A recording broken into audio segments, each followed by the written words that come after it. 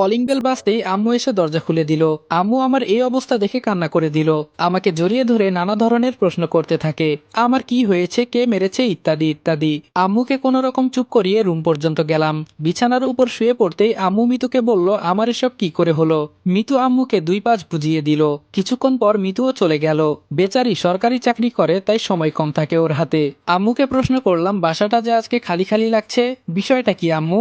আম্মু আমার মুখে খাবার তুলে দিয়ে বলল, তোর চাচা আর চাচি কক্সবাজারে বেড়াতে গেছে, আমাদের সবাইকে যেতে বলেছিল, কিন্তু আমি গেলে তোকে দেখবে কে, আর মায়াও নাকি অসুস্থ, তাই যেতে পারে নাই। তোর বাবার সাথে মায়া মার্কেট করতে গেছে, তোকে বললে তো তুই না করে দিস, এজন্য মায়া আজকে তোর বাবাকে বলল।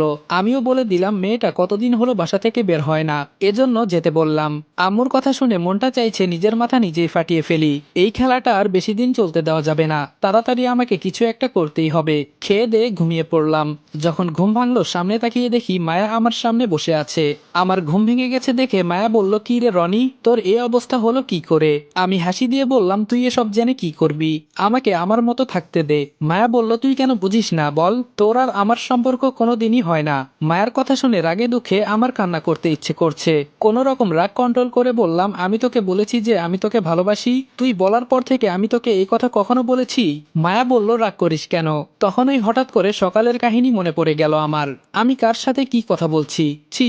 এবার পা ভাঁজ করে বিছানার উপর বসে মায়ের দিকে তাকিয়ে বললাম, তোর তো বুড়া বেটা পছন্দ, টাকাওয়ালা জামাই লাগবে তোর, আর বিয়ের আগে কি তোমার পেটে বাচ্চা দেওয়া লাগবে এমন ধরনের ভালোবাসা চাও, নাকি 10 বেটা নিয়ে বিছানায়। মায়া ঠাস করে আমার গালে 2টা চড় দিয়ে বলল, তোকে আমি এতটা ভালো মনে করতাম, আর তুই কি না, ছি। আমি বললাম, এই নষ্টা, তুই আমার সাথে কথা বলবি না। মায়া আর কিছু না বলে কান্না করতে করতে রুম থেকে বের হয়ে গেল। এখন আমার রাগ কিছুটা হলেও কন্ট্রোল হয়েছে। যদি কথার অর্থ বুঝে তাহলে অবশ্যই বুঝে ফেলবে আমি কি বলতে চেয়েছি। মায়া হয়তো জানে না যে আমি ওর কুকর্ম সবকিছু জানি। এখন শুধু একটা ভিডিও বানিয়ে আমার হাতে পেলেই ওদের আমি খেলার পুতুল বানাবো। আমাকে ভালো থেকে খারাপ বানিয়েছিস, এখন দেখ আমি কি করি।